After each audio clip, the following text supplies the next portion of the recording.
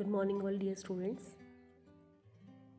आज हम BCom second year में जो हमारा सब्जेक्ट है फाइनेंशियल अकाउंटिंग पार्ट 2, उसमें जो हमारा कंसेप्ट है पार्टनरशिप, उसके बारे में स्टडी करेंगे। ये स्टूडेंट्स पार्टनरशिप, तो फर्स्टली वी नो अबाउट कि आज हम क्या क्या पढ़ने वाले हैं।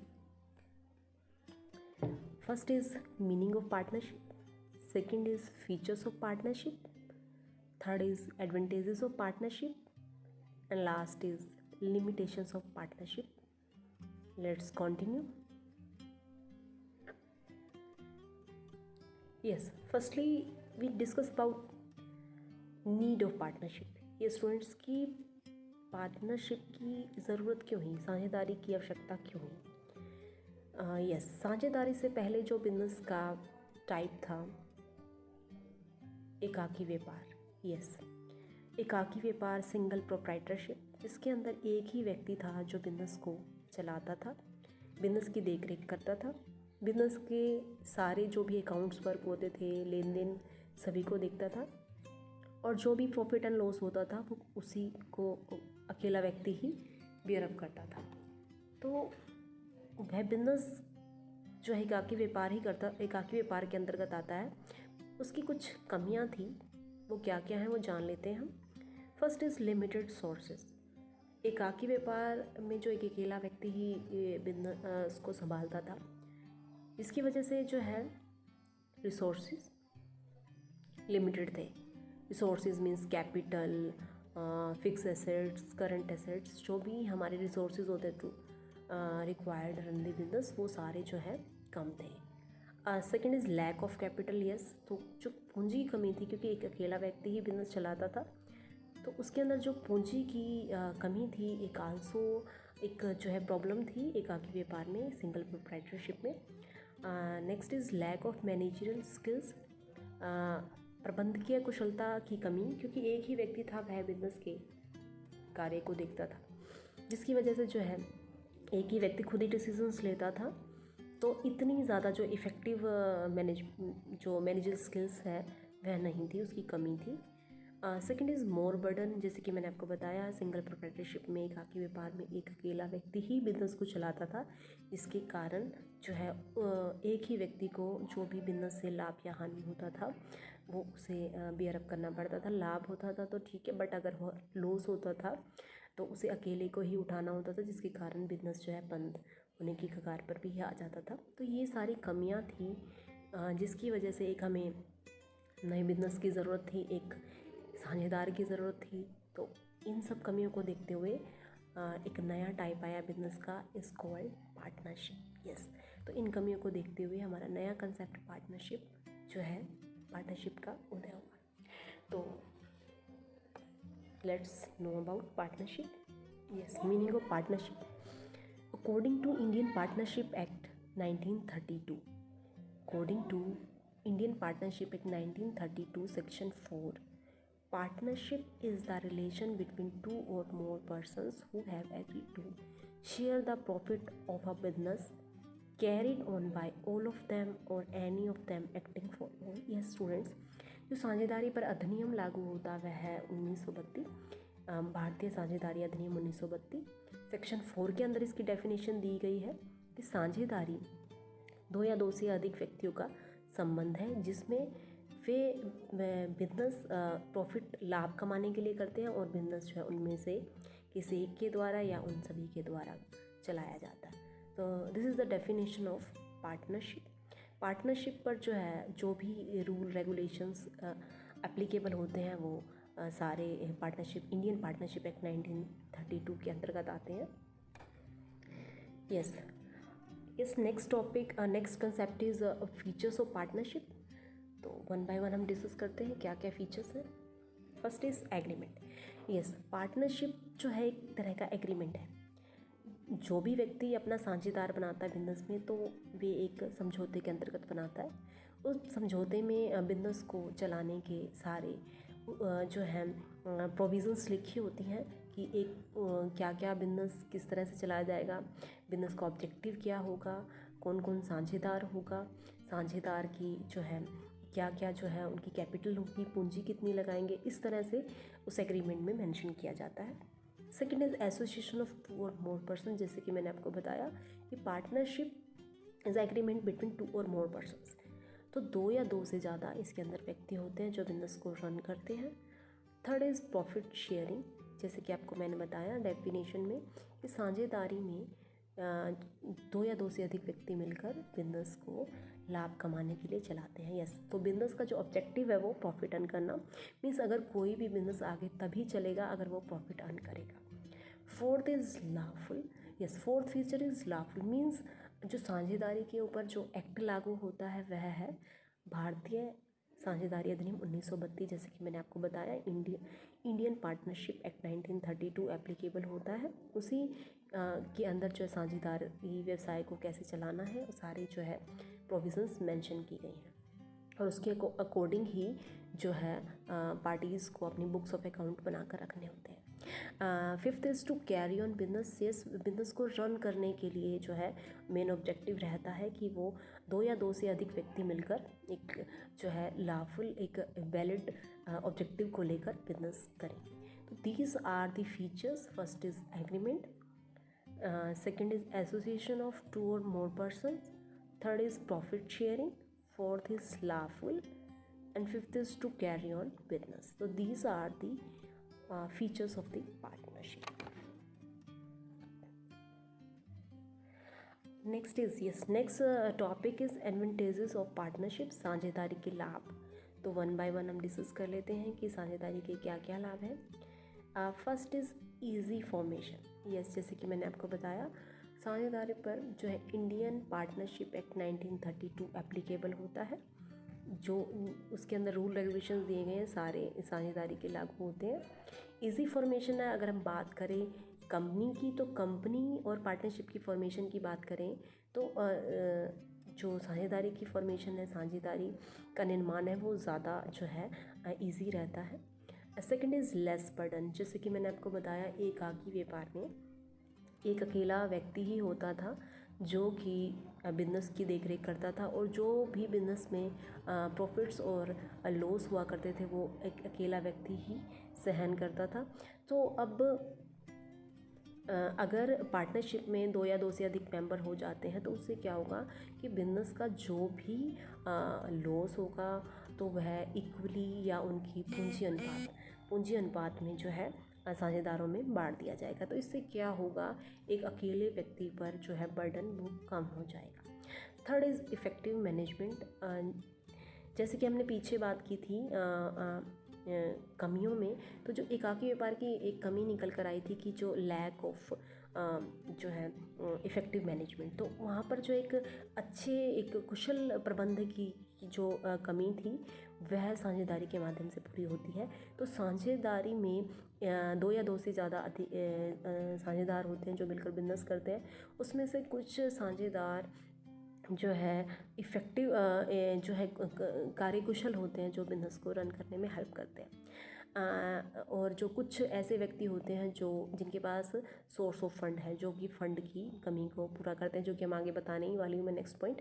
तो कुछ साझेदार ऐसे होते हैं जिनके पास पूंजी है परंतु जो है कुशलता नहीं है, और कुछ व्यक्ति ऐसे होते हैं जिनके पास कुशलता है परंतु फंड नहीं है, पर वो आपस में जब मिल जाते हैं तो वो साझेदारी बन जाती है। यस, तो fourth point is source of fund, जैसे कि मैंने अभी बताया आपको कि एकाकी व्यापार में एक अकेला व्यक्ति ही बिजनेस की देखरेख करता है, जो भी उसके पास फंड्स होते हैं वो एक अकेला व्यक्ति ही लगाता है। तो साझेदारी इस जो है कमी को दूर करती है। साझेदारी में ऐसे व्यक्ति मिलकर अपने बिजनेस को चलाते हैं जो कि हर नीड्स को फुलफ़िल करते हैं बिजनेस की, जैसे कि इफ़ेक्टिव मैनेजमेंट का पॉइंट बताया मैंने आपको, सोर्स ऑफ फंड का पॉइंट बताया कि उसमें जो है जिस व्यक्ति के पास फंड है वो फंड लगाते हैं और जिस व्यक्ति के पास कुशलता है तो वो कुशलता का जो है योगदान देते हैं साझेदारी में। तो ऐसे मिलकर वो अपने बिजनेस को रन करते हैं। फिफ्थ इज़ फ्लेक्सिबिलिटी, साझेदारी में जो साझेदारी का जो बिजनेस है, जो व्यवसाय है, वह साझेदारों द्वारा देखा जाता है, जिसे पार्टनर्स देख रेख करते हैं और बिजनेस की। तो उसमें अपने जो है फिजिबिलिटी के अकॉर्डिंग, अपनी फ्लेक्सिबिलिटी के अकॉर्डिंग वो बिजनेस में चेंजेस भी ला सकते हैं। तो उसमें जो है इतना ज़्यादा जो है कॉम्प्लिकेटेड टास्क नहीं है चेंज करना। तो चेंजिंग इन्वायरमेंट के साथ साथ जो है पार्टनरशिप में जो फ्लेक्सिबिलिटी का भी जो एक लाभ कहें हम विद्यमान होता है। 6 is sharing loss and risk, जैसे कि लॉस और रिस्क, जैसे कि मैंने आपको बताया स्टूडेंट्स कि एकाकी व्यापार में क्या होता था कि एक अकेला सिंगल व्यक्ति बिजनेस करता था। अब एक अकेला व्यक्ति से बिजनेस करता था तो जिसके कारण क्या होता था कि वह व्यक्ति लॉस और जो है रिस्क को बियर अप करता था। परंतु साझेदारी आने की वजह से क्या हुआ, इसके अंदर जो है पार्टनर्स इंक्लूड हुए। पार्टनर्स जो है 2 या 2 से अधिक व्यक्ति हुए, तो उससे क्या हुआ कि ज़्यादा भी हो सकते हैं, जैसे कि 50 अगर सपोज पार्टनर हैं किसी बिजनेस में, तो उससे क्या होगा कि अगर लॉस हुआ है 10 लाख रुपीज़ का, तो वो जो भी उनका रेशो डिसाइडेड है एग्रीमेंट में उसके अकॉर्डिंग हर पार्टनर पे बढ़ जाएगा। अगर इसी तरह से एक ही बिजनेस में हुआ होता तो आई थिंक वो बिजनेस जो है डूब जाता। तो इसीलिए जो है साझेदारी का सबसे बड़ा फ़ायदा यही है कि जो भी लॉस है, जो भी जोखिम है, रिस्क है, वो डिस्ट्रीब्यूट हो जाता है partners. 7th is quick decisions. तो यस, नेक्स्ट जो हमारा एडवांटेजेस है क्विक डिसीजंस। तो डिसीज़न यानी कि जो बिजनेस के लिए महत्वपूर्ण निर्णय लिए जाते हैं, जैसे कि training regarding decisions, promotion schemes regarding decisions, material purchase regarding decisions, जो भी इम्पोर्टेंट मैनेजरियल डिसीजंस, तो ये सारे डिसीजन जो हैं अगर हम 1, 2 या 2 से ज़्यादा अधिक व्यक्ति अगर साझेदारी में हैं तो वे क्विकली डिसीजंस ले सकते हैं अपनी कुशलता के अनुसार। उसके बाद है इक्वल राइट, जैसे कि मैंने आपको बताया स्टूडेंट्स कि ये साझेदारी में सभी साझेदारों को समान अधिकार होता है। वे अपना बिजनेस जो है रन करते हैं। अगर कोई भी साझेदार बिजनेस से कोई भी अगर उसको क्वेश्चनिंग है, कोई भी वो वेरिफिकेशन कर सकता है, कोई भी कॉपीज़ ले सकता है, बिजनेस को चेक कर सकता है, तो वो सारा जो है इसके अंदर आता है इक्वल राइट। सो हर पार्टनर्स का समान अधिकार होता है। तो these are the all advantages of partnership, साझेदारी के लाभ। तो हमने वन बाय वन डिस्कस किए कि साझेदारी के क्या क्या फ़ायदे हैं।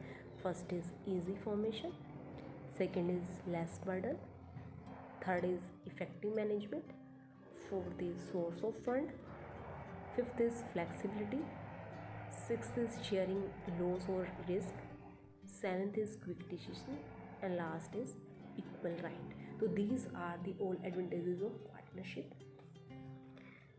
Next is limitation. Yes, जहाँ पर अगर कुछ कमियाँ हैं, जहाँ पर कुछ लाभ है तो वहाँ कमियाँ भी हैं। तो साझेदारी की कुछ कमियाँ भी हैं, तो वन बाय वन हम देख लेते हैं क्या क्या कमियाँ हैं। तो पहली है लिमिटेड कैपिटल। ये स्टूडेंट्स, एक तरफ हमने बात की सोर्स ऑफ फंड की एडवांटेजेस में, दूसरी तरफ हम बात कर रहे हैं लिमिटेड कैपिटल की। तो ये स्टूडेंट्स कि यहाँ पर साझेदारी में सदस्य तो होते हैं परंतु एक उसकी भी सदस्यों की सीमा है। तो वहाँ पर भी जो है, या एक और दूसरी तरीके से देखें तो हम जैसे साझेदारी में होते तो यहाँ पर कुछ के पास कैपिटल होती है और कुछ के पास कुशलता, जैसे कि मैंने आपको बताया। तो वो एक पूंजी की जो अगर हम बात करें, अगर हम बिजनेस लेवल की बात करें, इंटरनेशनल लेवल की बात करें, तो वह साझेदारी या बड़े बिजनेस की बात करें तो वह पूरा नहीं कर पाते। Last is unlimited liabilities. Yes, जैसे कि मैंने आपको बताया कि जो साझेदारी का बिजनेस है, जो साझेदारी व्यवसाय है, वह सभी साझेदारों द्वारा देखा जाता है। तो साझेदार उसकी देख रेख करते हैं। साझेदार जो भी लाभ होता है उसको बांटते हैं अपनी प्रॉफिट शेयरिंग रेशो में या फिर पूंजी अनुपात में।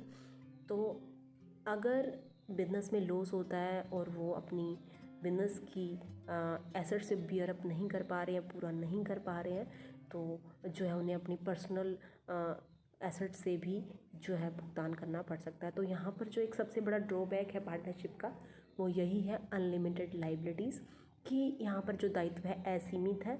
आप तो आपकी जो पर्सनल एसेट्स हैं उनका भी यूज़ किया जा सकता है फॉर पे।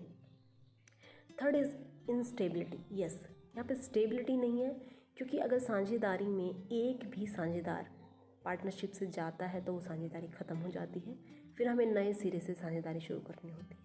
तो ये भी सबसे बड़ा ड्रॉबैक है पार्टनरशिप का, साझेदारी का एक कमी है, इंस्टेबिलिटी है। अगर कोई साझेदार बीच में से किसी साझेदार की डेथ हो गई या किसी साझेदार कोई दिवालिया हो गया या किसी का एक्सीडेंट हो गया, तो जैसे ही वो साझेदार जाएगा तो जो है वो साझेदारी ख़त्म हो जाएगी। तो स्टेबिलिटी नहीं है, स्थिरता नहीं है साझेदारी में। Fourth is obstacle in transfer of share. Yes, shares को ट्रांसफ़र करने में प्रॉब्लम्स आती हैं। साझेदारी में कंपनी की तरह आप शेयर्स को सेल परचेज नहीं कर सकते, ट्रांसफ़र नहीं कर सकते। साझेदारी में एक रिप्रेजेंटेटिव ही होता है, आगे उसको शेयर नहीं किया जा सकता। And last is delay in decision making. जहाँ हमने बात की कि एडवांटेजेस में कि क्विक डिसीजन लिया जाता है, वहाँ ही हम बात कर रहे हैं delay in decision making. Delay means कि अगर नंबर ऑफ जो साझेदार हैं वो काफ़ी ज़्यादा हैं, तो उस केसेस में कुछ एग्री हैं, कुछ एग्री नहीं है, तो उस केसेस में डिसीज़न लेना बहुत डिफ़िकल्ट टास्क हो जाता है। तो वहाँ पर जो है डिले हो जाता है डिसीज़न लेने में, जो है निर्णय लेने में देरी हो जाती है, जिसके कारण जो है इफ़ेक्टिव डिसीज़न नहीं आ पाते, जिससे बिजनेस को लॉस होता है और साझेदारी ख़त्म भी हो सकती है। तो these are the all points of limitation of partnership. तो यहाँ पर ये स्टूडेंट्स हमने देखा किस तरह से साझेदारी का उदय हुआ, क्या साझेदारी का क्या जो है अर्थ है, साझेदारी के क्या फीचर्स हैं, साझेदारी के क्या लाभ हैं और क्या कमियां हैं। उसके बाद अगर हम बात करें कंक्लूज़न,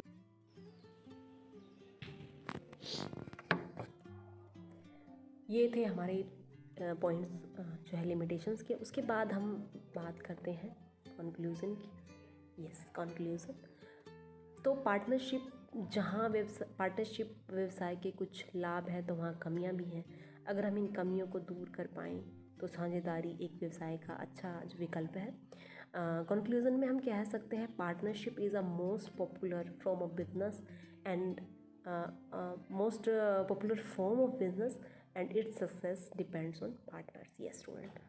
तो जो एक साझेदारी है, तो साझेदारी की जो सफलता उसके साझेदारों पर निर्भर करती है कि किस तरह से वो साझेदार अपने बिज़नेस को रन करते हैं, किस तरह से बिज़नेस को चलाते हैं, किस तरह से बिज़नेस की देखरेख करते हैं और किस तरह से वो अपने जो है बिज़नेस को आगे बढ़ाते हैं। तो ये ओवरऑल जो है डिपेंड करता है साझेदारों पर। तो साझेदारों से ही साझेदारी की जो है साझेदारी व्यवसाय की सफलता निर्भर करती है। तो partnership is the most popular form of business and its success depends on partners. तो ये था हमारा जो है आज का टॉपिक, ये स्टूडेंट्स जो हमने डिस्कस किया।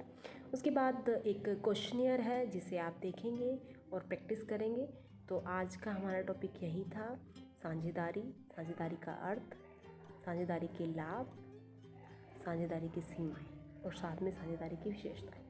तो ये हमारा आज का टॉपिक ओवर होता है। तो यस, इसके क्वेश्चंस आप रिवाइज करें। Okay and thank you.